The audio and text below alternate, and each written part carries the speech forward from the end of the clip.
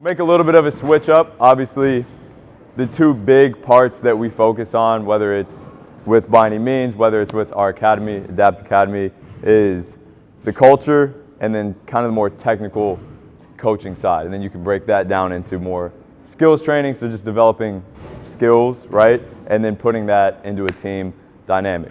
We'll talk a little bit about the team dynamic, but more so about how to build individual skills, particularly within group sessions, group settings.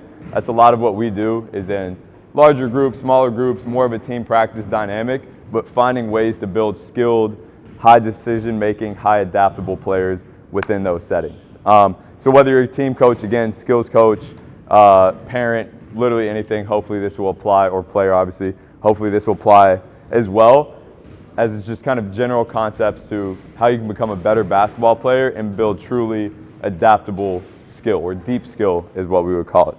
So I would label 5 different methods here. You can obviously break this down however you would want to, but I would say 5 big methods are kind of the pillars of what we do. The first one will be a little bit shorter. The middle 2 will be kind of the ones that we'll dive into a lot, right? The last 2 will be nuanced ones that I don't think many players, coaches, anybody focuses on much. If you guys have any questions along the way at all, let me know. I'll stop and dive into it more. So, if you guys follow anything within the coaching or training space, there are a lot of different philosophies out there. People are constantly arguing which method's better, which style of play is better, which style of training is better, which drills are better, which workouts, exercises are better. For us, it's not about finding one thing, one method, one style of anything that works, but rather finding a recipe and blending everything in together to create kind of the perfect mix of these different methods. So if you look here, simple kind of compilation video, you're gonna see a ton of different things that we're attacking. We're going different on-air shots here.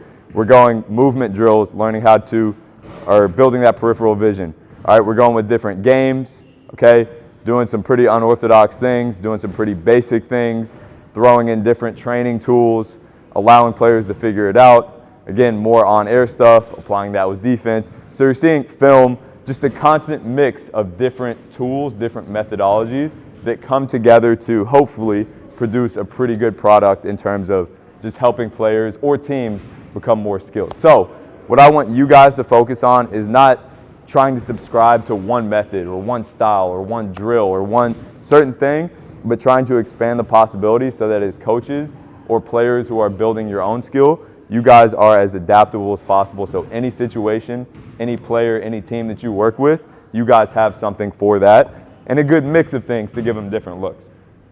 So first out of these 5 big pillars is just becoming a good mover, okay? Basketball is a game where you can kind of realize the players or notice the players who are just really quality movers. They look super fluid on the court. And that's why you can walk into a gym and a lot of the time you can just tell who the good players are by how they move. And who's kind of stiff, who may have just started playing basketball because they just don't move very well. So we're consistently chipping away with our players, trying to build these general movement qualities. And even if it's not basketball specific at all, which you'll see, even if they're kind of weird things that we're doing, we believe that if you become a better mover, off the court even, it's going to help you when you get onto the court and actually start to apply these things, okay? Now, a lot of this will fit into the warm-up. We're not going to spend time, much time at least, doing stuff like this in an actual skills training or practice. But as a warm-up, doing things like this, where you're building really a laundry list of qualities here that I could go into, is a pretty good way to not only get the blood flowing, but start laughing a bit, start competing a bit, start enjoying the session a bit, do something new, get strong, get mobile in these positions, and build, again, a large list of qualities that is pretty good, or is a pretty good time to be included in the warm-up. And again, we want this to be fun. Every time you see us do a warm-up for the most part, rather than kind of going through that monotonous dynamic or static stretching that you'll see a lot, we've started to get a little bit away from that, especially with younger players, and just do novel things that kill multiple birds with one stone as we're getting warm.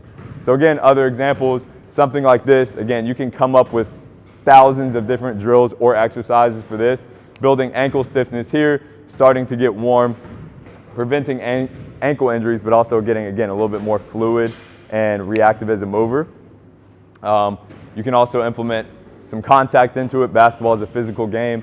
So whenever we run sessions like this, where we begin with some physicality, with some contact, with some competition, usually what you'll see later in the session is that players are bumping each other a little bit more because they're like, oh, this player who I don't know, well, now I started the workout breaking down that barrier, getting a little bit uncomfortable, feeling out some contact. Okay, now I feel comfortable bumping or playing a little bit more physical.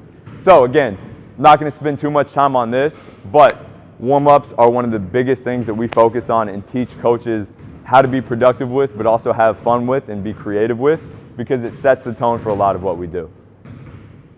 That should be number 2, but games is going to be second, third, whatever, one of these pillars that I would consider to be potentially the largest pillar or largest component of what we do in training. Now, with team practices, it's a little bit more accepted that most or a good amount of what we do should be with defense, right, with live play. Team practices, you see a lot more 3v3, 4v4, 3v2, 5v5, okay? Skills training, and team practice is not always that. I still think there's a little bit of a lack of that in a lot of places. But skills training, especially if we're building players to become higher skilled athletes, a lot of the time what you will see is really no defense in sessions. It's like, okay, we're building our skill and then we apply it into live training. Whereas we try to blend those two together so that we are developing our skill in live sessions. It's not everything, but with live defense, so that we can develop adaptability, which we'll talk about a little bit, as well as skills that are repeatable and executable with decision making involved. I know plenty of players. I was the player growing up where I could do any move you wanted to on the court. If you told me, hey, do this move, you could name it off and I could do it and make it perfect when I have a ghost guarding me. But when you told me to go do that on one of my 6'5" teammates, there's no shot I'm doing it. I'm missing the shot. I'm losing the ball. And I'm wondering why nothing that I'm doing in my skills training is applying to the game when I get on the court, okay? A lot of this is because, one, there's decision making involved. I have to make the decision to actually do that move based on how the defender's playing it, spacing on the court, how I'm feeling, another probably 1,000 variables that go into it. And I have to be adaptable, right? Maybe my perfect crossover that I'll work on in a workout, well, now somebody reaches in and I have to get it back here and then push out from there. And it's like, it's a little bit different, a little bit more physical, a little bit more reactive than what you would see if I'm just doing that on a cone, okay? And again, we'll talk about how I have nothing against doing anything on air. We'll show you how we implement some of these things, but I do believe the biggest pillar of your training, of your coaching, of how you are developing players and teams should be with defense in the context of games. So I'll show you guys some examples here. One thing I did not mention or touch on actually is repetition without repetition. I don't know how I forgot it. It's the first bullet point. What this is the concept of repeating the same situation or decision over and over again through the context of a game, but solving that problem in a different way every single time, okay? Best illustrated here, we are doing the same drill over and over again. Defense has the top foot up, offense has to drive through that shoulder, through that top foot, and score with, I want to say 3 dribbles, whatever it may be, okay? Now, notice how, again, it's the same setup every time. They're attacking the same situation every time, but every single rep looks different. It is different. They're making a different decision. They may get into different skills, right? They have different finishing options that are being deployed here. The beauty about repetition without repetition is that this is exactly what happens in a game. This perfectly mirrors what we do in a game where, yeah, we may have a 1v2 off a ball screen over and over again, but it's going to be slightly different every single time, and we have to solve that problem differently every single time. Same thing here. Very simple drill. They're just getting through a gap. Some we'll talk about later. But again, sometimes they finish. Sometimes they use a different pickup. Sometimes they fake. Sometimes they finish with contact. So we are getting repetition in these situations. We're building these athletes' confidence in these situations, but also allowing them to solve it in different ways that involve decision making. Even games like this where it's not technically with defense, it can include it. And again, this list can go on and on and on of very simple drills that include repetition without repetition. So other simple games like this, okay, you can see where we're kind of designing this game to get exactly what we want out of this, okay? We'll talk a little bit about this, but I just wanted to illustrate how these games will look sometimes, how they can build skill, and how, again, we're repeating kind of the same situation over and over again, just switching a ball screen, pretending that there's a big who's switching onto the guard. But every rep is significantly different because of how the defender plays it and the decisions that we make off of that. Other games could look like this, very simple games, okay? Again, I've been showing a lot of one-on-one games, but if we want to work on finishing with contact, I get players that ask me all the time in our camps around the world, hey, how do I get better finishing with contact? I'm like, okay, how are you trying to get better finishing with contact? I don't know. And a lot of the time it's pretty intuitive where it's like, go out, get some contact, and try to finish through that. But a lot of the time coaches can try to scale that back from them because they're worried about training being a little bit chaotic, like you'll see here. It's not pretty. They're losing the ball. It may be a little bit ugly, okay? They're worried about not skipping steps, so trying to do something that an athlete is not good at yet, which is something I'll touch on, and I believe probably shouldn't be too much of a worry for a reason that I will talk about later.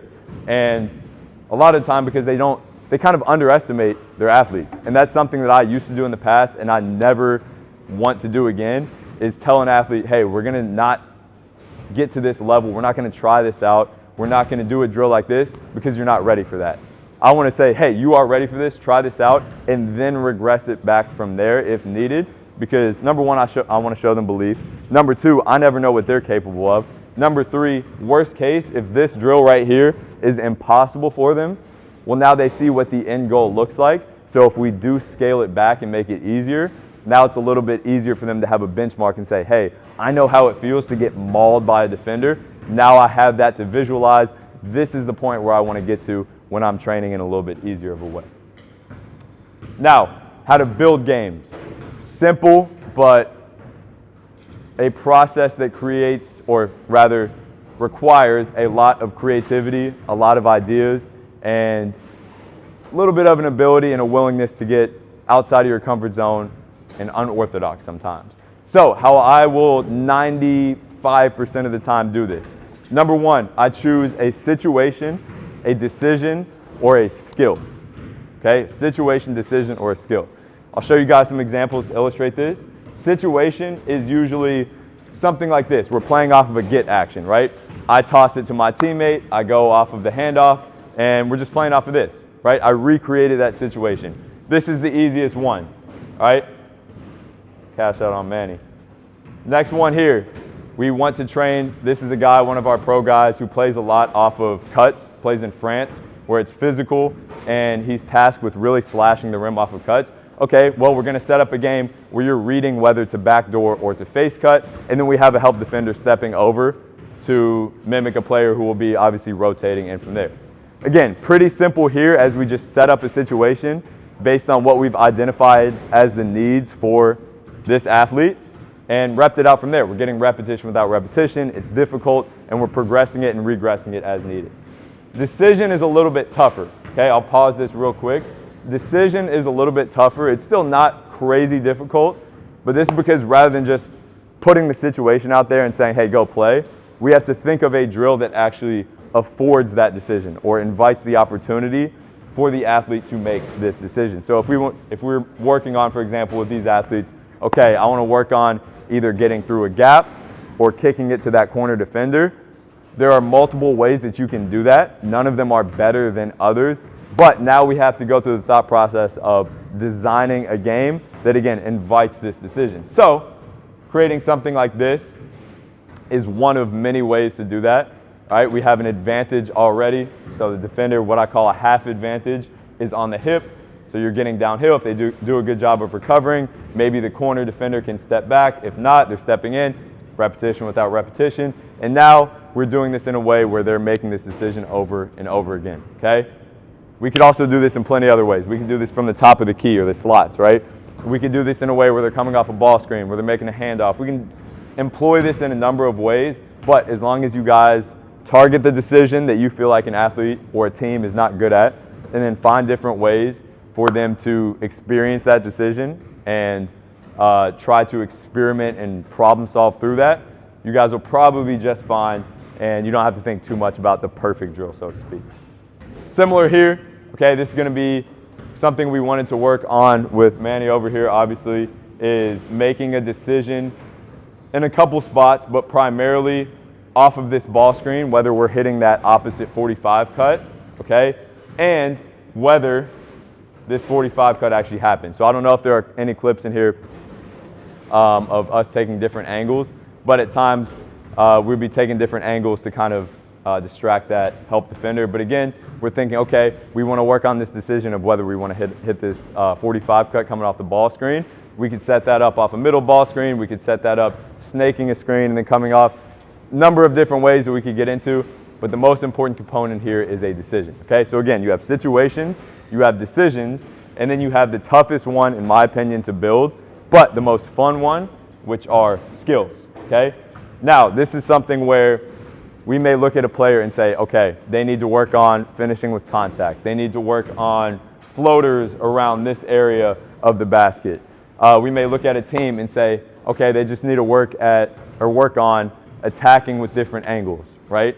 Identifying that individual skill that needs to be worked on, but not necessarily a situation. So then we have to kind of reverse engineer that and say, okay, what's a game or a drill that we can come up with that allows the athlete to work on this skill? Not a crazy difficult process, not rocket science, but it requires that extra step where here we're trying to work on floaters and short jumpers.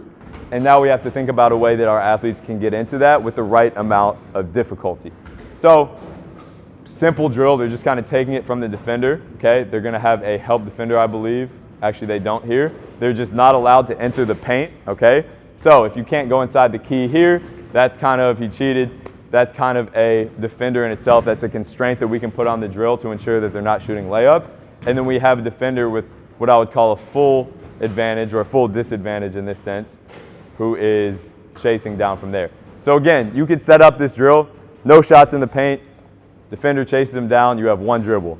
99% of the time, they're gonna shoot a floater or a short jumper without you even telling them. Then you can use your words to coach them up a bit. Hey, on that one, maybe you try to create contact and then get into it. Hey, on that one, try to take a different angle. So you can be efficient with your words instead of just spending all of your words and all of your athletes' attention on organizing a drill and telling them exactly how to do something. It's setting up a game, something that allows them to utilize the skill that is the target skill, and then you coach them up from there. That's what you really put their attention on. Similar here, we wanted to work on some of our younger guys, or with some of our younger guys, on attacking angles. So maybe coming off of a ball screen where a lot of players go under. With our team, a lot of players will go under because these kids are 13. They're not stopping behind a ball screen and shooting a three ball. And a lot of the time, we find that players will try to play with a little bit of space, like you'll see in this next one. Not this one, but the next one after this. So we set up a game where really the goal here was to create, so I'll pause it here. Come on. He has to go around this side of this pole. He has to go around this side of this pole. Essentially what we wanted to work on again is angles and being able to close space. So easy way to do that, hey, you have to go over this side, you have to go over this side, boom, there's space. Now figure it out, try to find a way to get a bucket. And again, now I can coach him up after this rep. I don't know if it's good or bad, I haven't seen this video in a while. Oh, there we go. And say, hey, maybe you try to close that space a little bit earlier. You made it work, but it was a little bit difficult. As soon as you get around there, try to close space, take a tighter angle and score. So again, I'm setting up the drill in a very simple way that allows them to work on this skill, and then I can coach through the game from there, okay? So going back to these, we choose one of these. You guys see the examples of this. This is based on what your team, what your player, what your group of players needs. We develop a game. Again, situation, you just kind of set up the situation. We could work on different options out of a horn set in a 3x3 or a 3v3 setting. Okay, we start in a little horn, say, okay, you guys got to get into a different option every time. Simple. Decision takes that extra step. Skill is definitely the toughest one, finding different drills that allow players to work on that, or different games that allow players to work on that. But it's a fun process coming up with these. Now, something that we will move on to now, and what I find to be easily the most beautiful part about what we would call the games approach is how we consistently pull these different levers to progress and regress these drills. So what I mean by that is, a lot of the time when I tell coaches, trainers, players, people, parents, whatever, that we approach a lot of our development via games, they think, oh, just go play 3v3 and you guys will learn, you guys will get better. Yeah, we'll give them some freedom to play 3v3. We'll just have them scrimmage and play 5v5. But a lot of the time, as coaches, we are constantly pulling these different levers, all of these different things right here to find the perfect drill with the perfect level of difficulty to fit the players and their needs, right? So if any of these games that you guys just saw, or any game that you can think in your mind, it's too easy, it's too difficult, maybe the players aren't getting into the skill that we want them to, the decision that we want them to, we can adjust any of these things, okay? Number one is player advantage or disadvantage. 3v2, right? Let's say 3v3 is too difficult in any given drill. All right, simplest thing we can do, take a defender away. Younger players, maybe we have our college guys on one side and some middle school, some 12-year-old players on one side. Maybe the college guys are doing a certain drill with just regular 3v3. Maybe we have our younger players, okay, you guys are gonna go 3v2, so you don't have to create this advantage yourself. You guys don't have the ball handling ability, the IQ of the game just yet to be able to create an advantage, so we're just gonna help you guys work with an advantage. Versus the college players who are like, yeah, we'll just get into a little ball screen, get into a flare screen, something else to create an advantage and play. So, again, very simple, just adding or subtracting players to make it easier, harder. That's probably the most obvious one. Position, okay, you can go with 3 different positions and a bunch of different ways to create these. No advantage, where if I'm an offensive player here, I have a defender right in front of me. A half advantage, which is a defender on my hip or my shoulder right here. So if I'm starting right here with a dribble, I can drive off of that, play off of that, but I still have somebody who's an initial defender and in the game. And then a full advantage where somebody is behind, right? Or on that drill, for example, where they're kind of taking the ball and going, that ends up in a full advantage, which basically brings that player out of it for the most part because they're fully in front of them. So they still have to keep tabs on them, but it's a little bit easier versus telling them, hey, you have to get into a floater, but starting with no advantage. Then that's a tough drill because you have to literally shake somebody off the dribble to get free and score with the floater. So again, you can adjust position of the defense.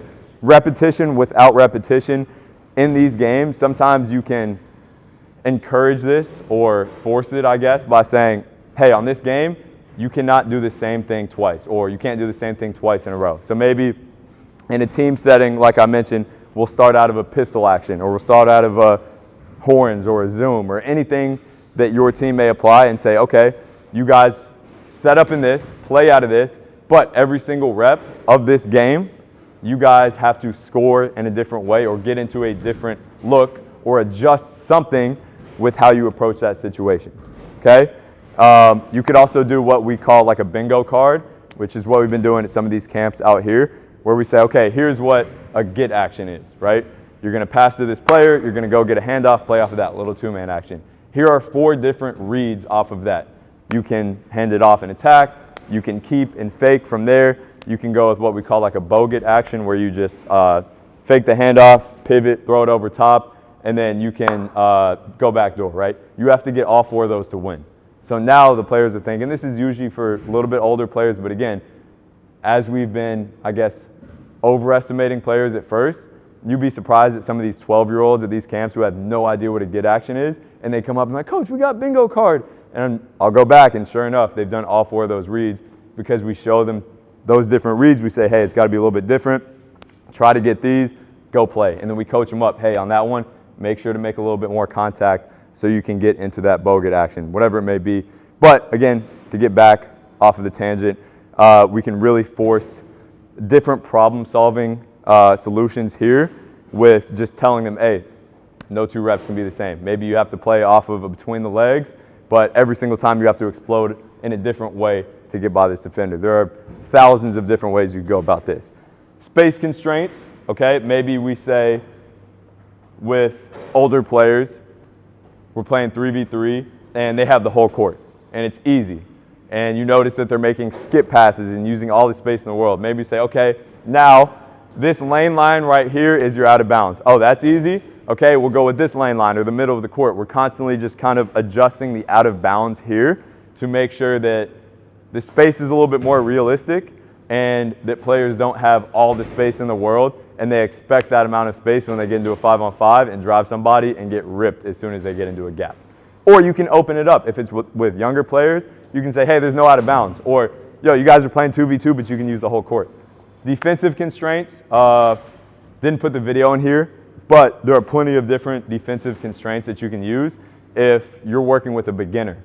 Like a player who's still kind of picking up basketball, one of the questions I get a lot is, how do we implement games with super inexperienced players? This is a perfect one, okay? You could go, defense has to hold a ball to their chest. Defense has to hold the ball behind the back. Defense has to play with their hand on their hips. Defense can hold a ball but have one arm free. All of these different constraints that we call them, or different levels of, I guess, difficulty for the defense, that if you're working on a certain type of basic layup with an inexperienced player, let's say we're working on like, I don't know, just like a hop step or a 1-2 into a finish. Super, super simple. Now maybe you put a defender out there, number one, so they're not sitting in line and they feel like they're doing something, and a 9-year-old, rather than sitting there looking like this, is now chasing down their best friend trying to block them, when in reality we've adjusted the space so much that they're not actually going to do that.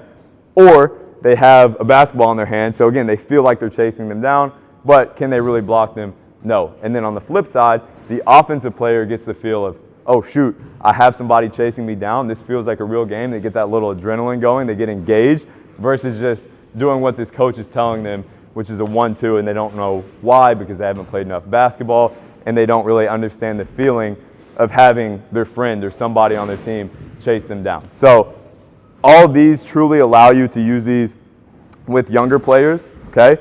Now, these are more so about difficulty. I would say these are more so about different dynamics and different things, getting different things out of these drills. For example, point structure and incentives. Let's say we were doing that same floater drill that we showed a little bit earlier. One player is just a killer with their floater. They're a college level player. It's easy for them.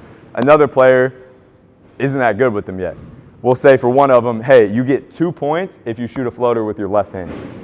And then the other players, well, yeah, you don't have that option because you can't even make a floater with your right hand. So now we can give them individual constraints. We can tell players like, yo, you have to, or if you bump a player before you score, if you create contact, let's say we're working on players becoming more physical offensively. If you bump a player before you score, you get an extra point. You get 2 points. We're going to 5. So now they're constantly looking to do that. That changes the whole landscape of the drill in their mind because they have that incentive to try something out, okay? Player never goes with their weak hand. All right, you get 4 points if you finish with your left hand. You get 1 point if you finish with your right. We're going to 4. So you just need 1 finish with your weak hand. There are so many different ways you can adjust this, that you can adjust constraints. You could simply say you can only finish with your weak hand. That's a constraint. And then rotation system. Is it make it, take it?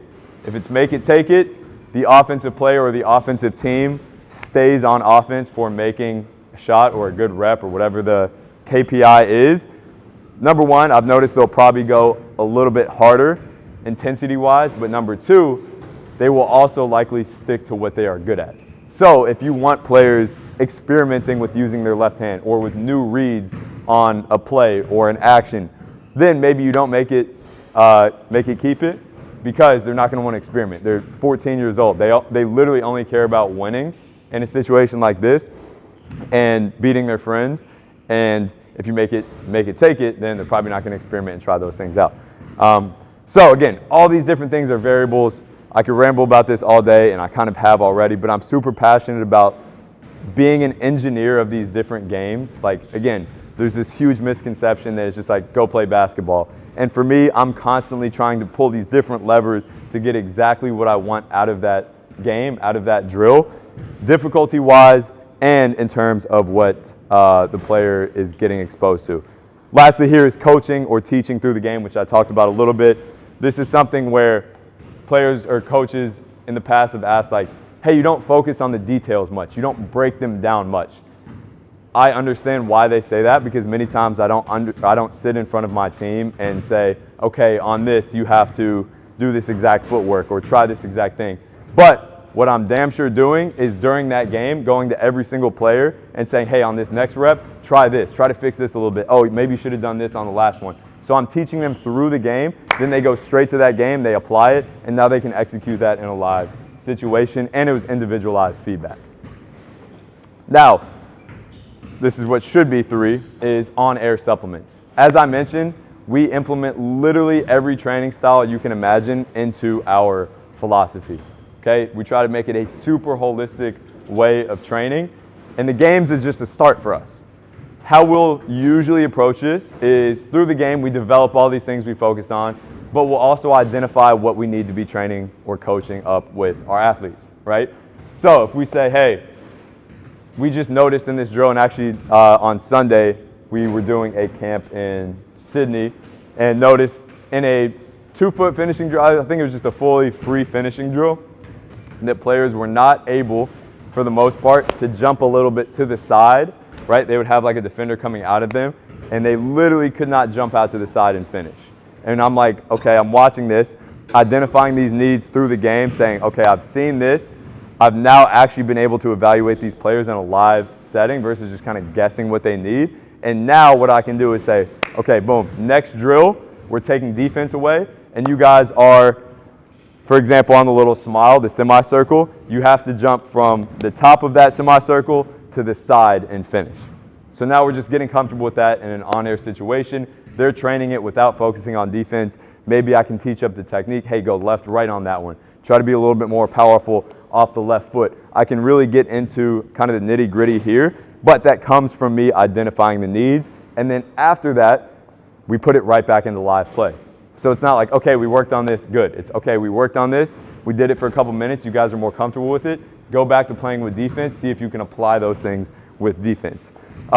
Certain shots, if you're a team coach, as you get into your offense, obviously you can identify what shots are the shots that you're looking for in terms of shot selection, but also under that, which shots players aren't that capable of.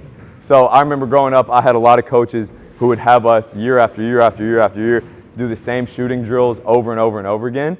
And it wasn't bad, it worked to a certain extent, but there was never a, okay, I'm gonna watch the practice super critically, try to identify, hey, these 3 players, they're not making this shot at a high clip. These 3 players, they're not making this shot at a high clip. Let's break them up into different groups and work on those shots, even if it's an on-air situation, they're just repping it out based on something that we saw in the game.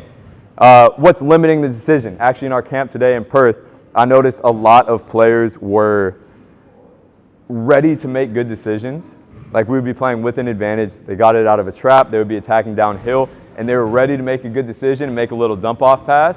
But I probably saw 7 or 8 instances where with that pass, they just kind of fumbled like a one-hand pass, and it would go out of bounds or it would be slow or something like that. So that's something where I'll go back tomorrow when we're focusing a little bit more on individual skill and start to work a little bit more on those like pickups off the dribble, getting into that. So again, these games give you a really good canvas to just, I guess, evaluate, experiment with, and really be informed of what you're training in your on-air training, okay? Now, how we do this is a whole presentation itself, so I'll try to keep it kind of short, is a lot of the time when we just train skills without defense, it's too easy, right? For example, let's say we have a 14, 15-year-old player and we're telling them, okay, we even use this method right here to inform our decision. All right, you missed a few same foot, same hand layups right here, right? That's something that as a smaller guard, maybe you should be able to do, right? Go off the right, finish with the right. Now, if we go and do that and say, you missed them with defense, let's go try to rep it out on air. What's the problem with that? With the defense, the difficulty level is here because you got a taller player, somebody who wants to beat you, chasing you down and making you adjust and make a decision every time. If you go do it in a pre-planned method and a skills training workout, well, you're doing it over and over again and it's 8 out of 10, 9 out of 10, 10 out of 10 times. So from there, I'm looking to identify if just repping it out is too easy, which most times it is, how can we challenge this skill on air? And a lot of the time, what that comes down to is finding what I would call like the puzzle pieces of a skill. In other words, every single skill has different components or qualities under that skill that you can break these skills down into, and I see them as like, again, like puzzle pieces, right? You got a big puzzle, which is maybe floaters, and then it's like, all right, what are the qualities that go into making somebody good at floaters? Maybe it's touch with different release points, so maybe you can release the ball here and have good touch on that floater. Maybe you can release it here, here. Deceleration, a lot of players I've noticed have pretty solid touch, but they also aren't good enough at just stopping in their tracks to control that floater. So maybe this is the limiting factor behind everything. Touch with momentum. A lot of time, players can shoot floaters if they're just standing in place, but once they get a high momentum because they're sprinting away and dribbling away from a defender, maybe that's a little bit tougher. So you can identify these things, and these are what you can get really creative to provide challenge in and fit them into what we call the optimal zone of improvement, which is usually around a 40 to 60% success rate. So what I mean by that is if a player's successfully executing 8, 9, even 7 out of 10 of their repetitions, scientifically they're probably not learning much because there is too much success for them to actually go through that reflection process and that inherently ugly learning process, right? If it's too difficult, if it's 20%, 10%, even 30% sometimes, then it's tough because they'll either get disengaged, depending on the athlete. Sometimes they don't have much to actually learn from, and they feel like those reps where they do succeed are lucky. Sometimes they are. So you want to fit that kind of in that 40 to 60% success rate. For shooting, that's a little bit different. I'll usually say within like a 30 to 50, 30 to 60% success rate. So a couple examples here, all right? Notice with these college players that they had a difficult time manipulating the ball in air, so going up and maybe moving that ball in air. So how do I come up with the drill? Oh, what's a constraint that I can use? Touch the ball in midair. All right, now again, they're getting repetition without repetition. They're adapting. This is difficult. They're probably making 3, 4, 5, 6, probably not 6, 3 or 4 or 5 out of 10. And this is a drill where it's not really with defense, but we're providing them with a drill that has enough difficulty and it's targeted enough to when they go back in a game and they do have defense, now they have a better ability to manipulate the ball in the air. Another one here, one thing I noticed was a lot of our players, even our shooters this summer, were not very good at varying the timing of the catch. Like they would, I don't know the exact percentage, but probably make 20% more when that catch is perfectly timed up to catch, step, and up. It's like a perfect, like this, right in the middle of this step. So what I wanted to work on them with, and whether they get this much or not, it's just kind of a challenge to coordination, is that, right? Where they kind of time that up to where they catch and then have to speed up that trigger from there. These guys probably made 20%, right? This is national team player for Iceland or U16 national team player for Iceland, and he's shooting 20% off of just a little adjustment versus saying, hey, you're going to shoot 1-2s off the dribble, and he's probably making 60% of those reps and not really dialed into drill because it's so easy. So again, very simple changes can provide a lot. Another player here where I'm just trying to identify different ways to challenge their finishing ability with different release points, with finding the rim. So the puzzle pieces that we're training here may be finding the rim, kind of looking back if you're working on the baseline. Different release points, finding touch, right? Or different areas on the backboard. Body control in the air as I start to encourage him to like rotate a little bit like that, okay? So rotational body control.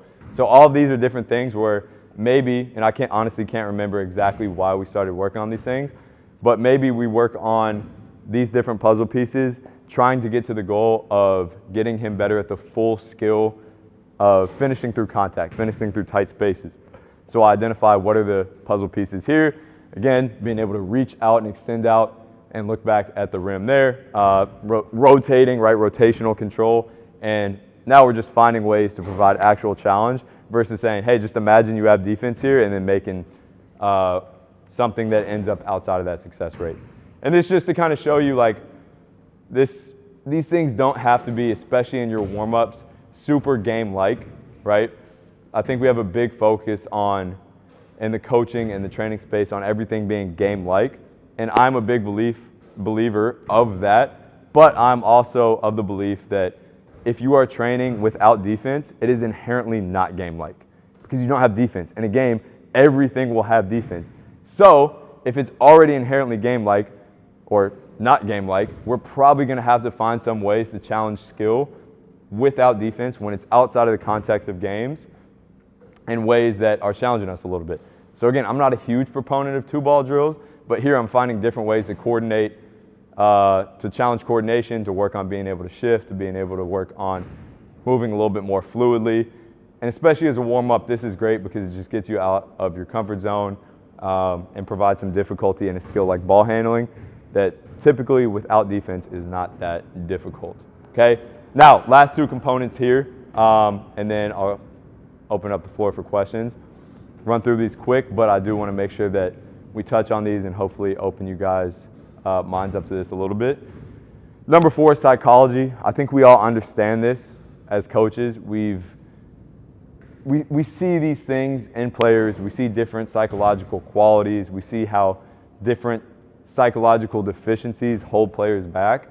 What I don't think we focus on enough, and something that I only have recently started to really devote focus and attention to, is how specific skills have different psychological elements, right?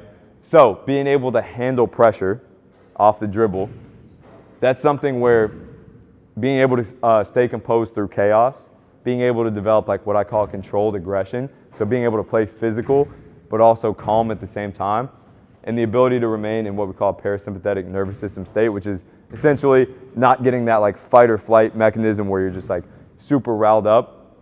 These are things that are super specific to handling pressure, and we may look at an athlete and say, yo, you need to build your psychological tools. You need to become a better, you need to focus on your mind more. But we don't provide them with an actual roadmap or help them with an actual roadmap based on which ones, which qualities, which psychological puzzle pieces they actually need to work on. Shooting is a little bit more obvious. A lot of us have either experienced this in ourselves or with others or seen this a bunch. Focus, psychological momentum, right? Can you get the easy shots or the easy buckets to start developing the kind of that snowball effect? Can you shoot through pressure? Can you shoot to make shots versus shooting not to miss shots? Finishing, a lot of the best like finishers at the rim that I've worked with, they're willing to get blocked, and over time, through that willingness, they are then able to get better, get blocked, not care, continue to attack the rim, and improve from there. Physical aggression, right? They're willing to get hit and also be the player who hits first. And through that, they could be less skilled than somebody in terms of the touch around the rim and all of these different qualities, but they're just more aggressive and willing to hit first and create contact. Willingness to adapt. All of these, again, are different examples of skills, psychological skills rather, that are specific to a skill and may not even apply to other things. So if you're able to say, this athlete or these athletes on my team struggle with X skill. All right, why is this? Is this because they struggle with the actual raw skill side of things, what they're able to do with the ball, or is it because they're lacking something in the psychological department? That, to me, is what's helped separate me from my older self, I guess my younger self, my older style of training more over the past couple of years, because now I'm able to bring in this psychological component that we've all seen the importance of, but we haven't actually devoted as a coaching industry or group that much attention to really diving into the details. This is still early for me. I'm still kind of experiencing these things and starting to think of it in this way, but it's something that I go to trainings and practices really excited about to continue to dive into on a daily basis. Lastly is film and studying. Obviously, we all understand why film is important, especially from a team coaching side of things. We need athletes to see their mistakes, what they could do better, what they did well, so we can build on these things. Now, I also think it's important from an individual development standpoint, even if it's not watching their film. If this is just watching other players, whether they're better players, different style players, old players, new players, different styles of play, I think the more that we're able to feed our athletes with basketball, the better. And something I've noticed over the past few years is even, I mean, I'm pretty young still, to the point where, like, you know, I grew up with Instagram, a little bit of TikTok, all that stuff. But when I was in high school and when I was younger as a player, I was watching 15, 20-minute compilation videos. I was watching full games. I guarantee you guys, if I go back to Miami and ask any of our players whether they watched a longer than 10-minute basketball video in the 3 weeks that I was gone, maybe one of them will say yes. To me, that is hurting creativity. It's hurting the understanding of core patterns to the game that may not be the flashiest things, that they may not see when they're watching these little AAU highlight videos, that they may not see when they're watching LeBron's best dunks. They don't get the observational learning effect, which to me is huge. Like, if you ask any basketball player, any good basketball player, yo, where did you develop certain things from? Where did you get your inspiration from? How did you get so good?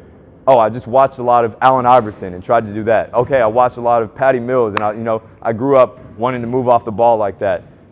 Literally every single good player, I would say 99% of them maybe, had players where they would grow up watching those players and either consciously or subconsciously go out to the court, go out to the park, go to their backyard, and just apply those things. And I don't think we get that as much these days. And as coaches, if you guys are able to implement these things with players, as parents, if you're just exposing your athletes, your kids, your players to more basketball and full, longer form basketball, the results can be very, very promising. So again, we get pattern understanding, we get observational learning, we get macro IQ.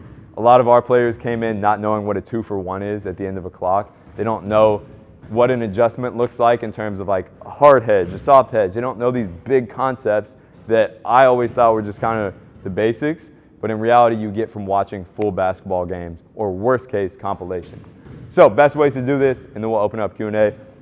Feed them ideas, right? So just, I'll come into a training sometimes and say, yo, we're just gonna watch X player for 5-10 minutes, and maybe we wanna work on, I don't know, attacking off the dribble while we create contact. Well, maybe I'll show them a video of Shai Gilgeous-Alexander, some other NBA player who's good at doing this. I won't even say anything, but I know that that just fed their brain consciously or subconsciously with ideas that they can apply during the workout. Watch full games. So if you're able to sit down with athletes, obviously that takes a lot of time. I don't usually have the time with our athletes to sit there and watch full games, but I can send it to them. I can give them homework on that, or I can highlight, hey, we're gonna watch the last 2 minutes of this game, start to build up some knowledge of the IQ behind it. Bring them around older and better players. This, to me, I think is the primary determinant of a good basketball culture. And I could go on about this for days as well, but growing up in the Washington, D.C. area, which is in America probably the best area for youth basketball, pro basketball.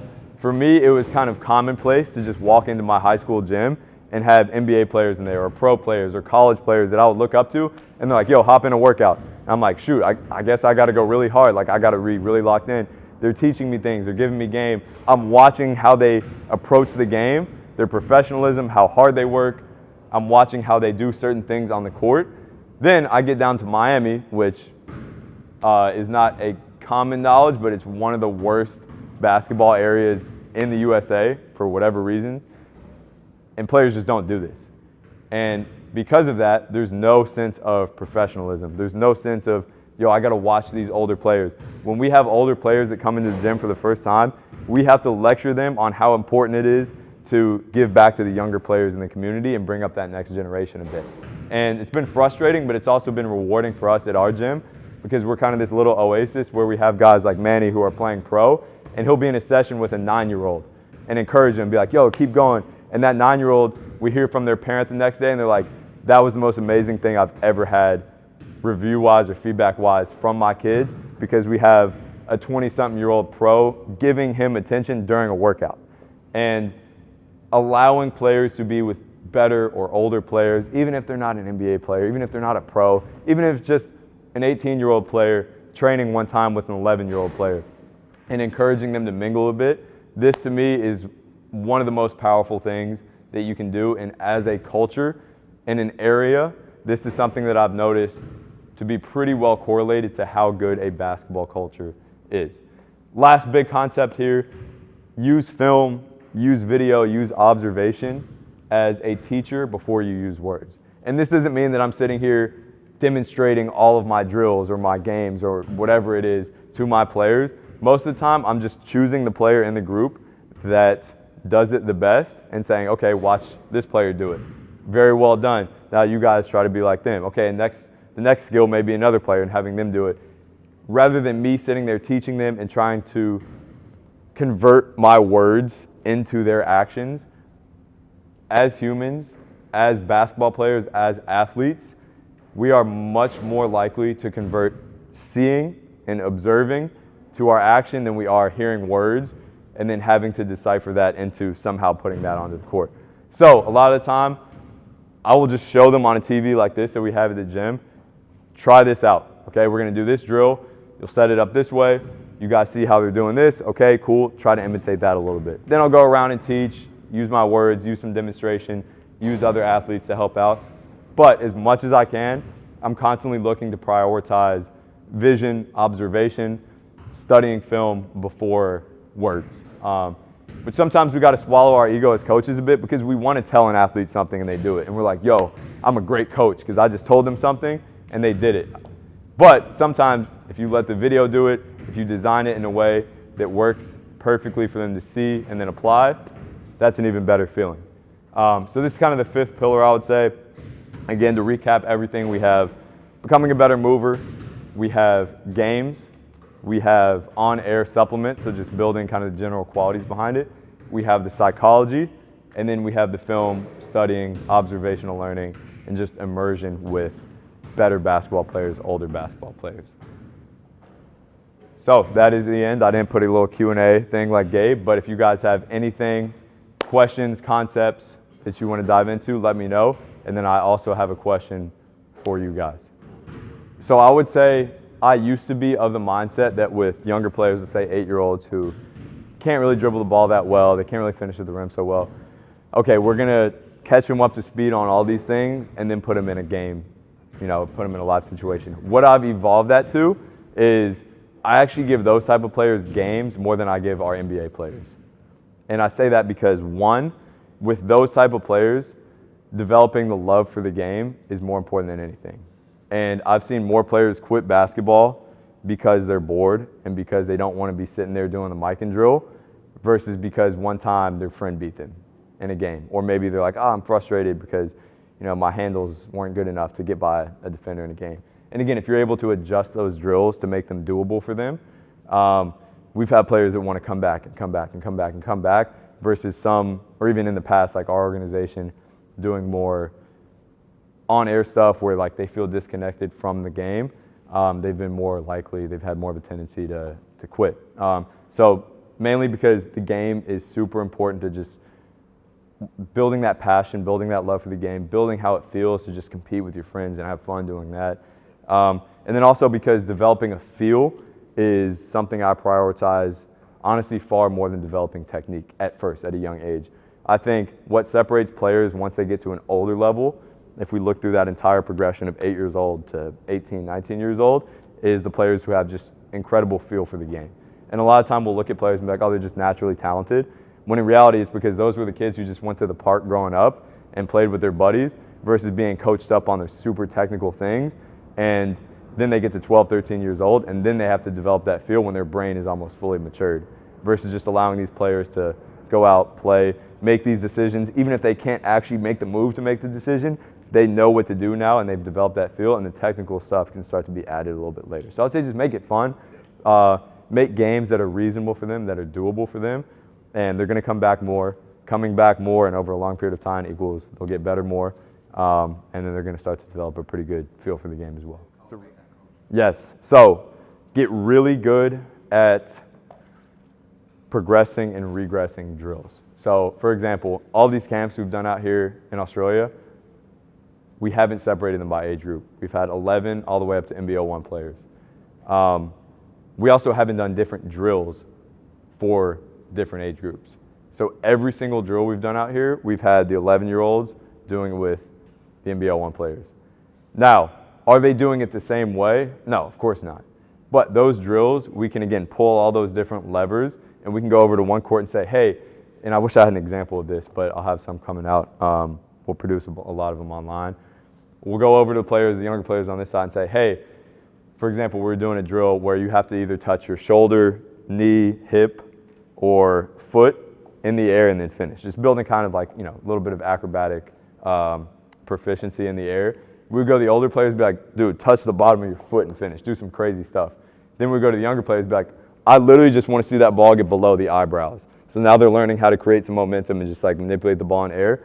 But they're 11 years old, and even if they go up and they just feel like they're getting a little bit athletic, it's the same drill, but it's being problem solved in a completely different way that allows that to be fit for their level. So I would say, again, most of what we do, even in Miami back home, even with all these things around the world, we'll have pros with 13-year-old players, boys with girls, everything.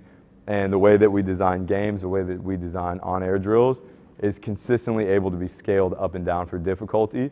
And again, that allows like a really cool dynamic where the younger players are looking up at the older players like, oh shit, I want to get there one day. And then you got the older players who are able to kind of mentor the younger players, be like, hey, try this. Like, you don't know, you may be able to do this. So I actually really enjoy having that different range of age groups, talent levels in there, boys, girls, and I think it creates a really cool culture as long as you're able to scale those drills up and down the right way. Sure, great question. So a lot of the time what you'll notice when you do games is the shooting percentage with younger players, or even older players, will be pretty low. I have recently, in the past couple of years, gotten away from more difficult games in that sense, where like they're really speeding up their shot, they're shooting like heavily contested shots. I'll still do it at times, especially with older players, but now I'm leaning more towards like simple 2v1 drills, where like we'll have one player in the corner, one player on the wing here, and they literally just have a defender in the middle and they're trying to find the best three-pointer possible. Give them 3 passes, 2 passes, a couple dribbles. So now they're shooting like open shots for the most part, hopefully if they make the decision the right way, and you can help them find that through their decision making. But there's still decision making. It's, okay, should I shoot this or should I pass it? That in itself is going to lower the percentage a little bit. A contest is going to lower it a little bit more. Usually I find that to be the right fit for the average level player. If they're a little bit better shooters, obviously I'll progress it up. If they're worse, then maybe shooting is the one thing where I'm like, okay, we're going to hold back from the games until you get to 40, 50% just on air. If you can't make that, then we're probably not going to go with a crazy amount of games. So if I have super young players, either I'll have them doing the same games from literally like right outside the key, so their success rate is higher. Maybe I'll give them more space. Maybe I will, again, adjust where the defender is, all those different variables that we talked about. But to answer your question, I would say typically I'll try to fit that within like the 30 to 60%, 30 to 50% field goal percentage range. Not that I'm sitting there 1 for 2, 1 for 3, like tracking these things, but I'm constantly like, I have a pretty good feel or gauge now of like, yeah, I think this is a little bit too difficult for them. Let me open up the space, or let me just scrap this and go with an on-air drill to start to build their proficiency. So it can be tough, but I would encourage you to just include like super light or difficult defense, difficult for the defense, so that the offensive player and the shooters get more reasonable shots, and then supplement that with on-air stuff. Great question.